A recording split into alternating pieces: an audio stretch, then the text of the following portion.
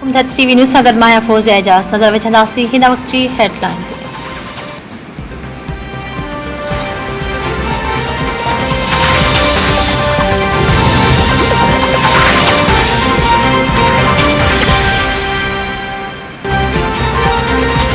PTI अॻवान शहबाज़ गिल 2 ॾींहनि जी जिस्मानी रिमांड ते पुलिस हवाले। अदालत शहबाज़ गिल जो रिमांड ॾियण वारी अपील मंज़ूर करे वरिती। इस्लामाबाद जे एडिशनल सेशन जज ज़ेबा चौधरी जी अदालत महफ़ूज़ कयल फ़ैसिलो ॿुधाईंदे चयो आहे त शहबाज़ गिल खे 48 कलाकनि जे जिस्मानी रिमांड ते पुलिस हवाले कयो वञे थो।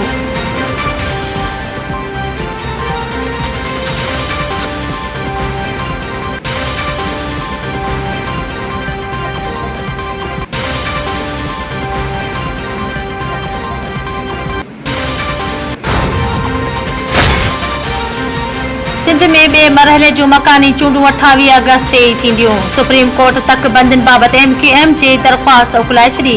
चीफ जस्टिस उमर अता बिंदियाल जी सरबराही में रुकनी बेंच दरख़्वास्त ते ॿुधणी कई। सुप्रीम कोर्ट दरख़्वास्त उखलाईंदे हुकुम जारी कयो त सिंध में मकानी चूंडूं 28 अगस्त ते थींदियूं। MQM पहिरीं मुनासिब फोरम सां रुजू करे हक़ीक़तुनि जो तयन थियण ते ई कानूनी नुक़्ता अदालत में उथारे सघजनि था। का बि आईनी अदालत हक़ीक़तुनि जे सही तयन खां सवाइ फ़ैसिलो करे नथी सघे। जेका नुक़्ता हाई कोर्ट में न उथारिया विया उन्हनि खे अपील में सीधी रीति ॿुधी नथो सघिजे।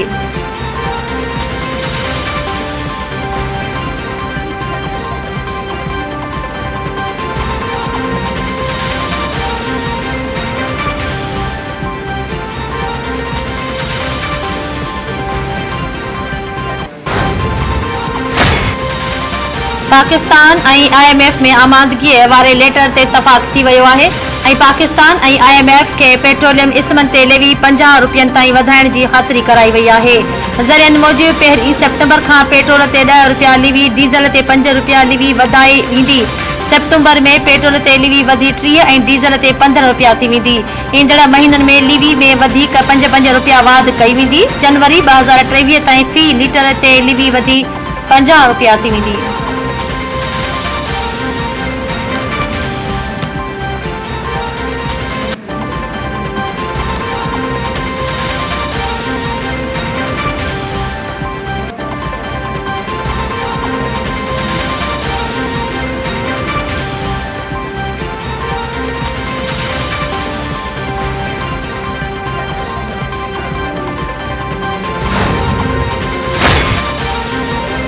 गुज़िरियल साल 5200 अरब रुपयनि जो खसारो थियो। हलंदड़ साल 4000 अरब रुपयनि जो खसारे जो इम्कान आहे।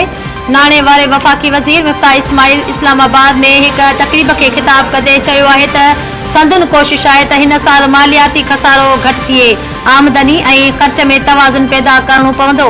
मिफ्ताह इस्माइल मूजिबि पाकिस्तान उते नाहे जिते उनखे हुजणु घुरिजे। दुनिया खां घुरणु तमामु मुश्किल आहे। पाकिस्तान में मुस्लिम लीग नून जी हुकूमत बिजली जी पैदावार ॿीणी कई।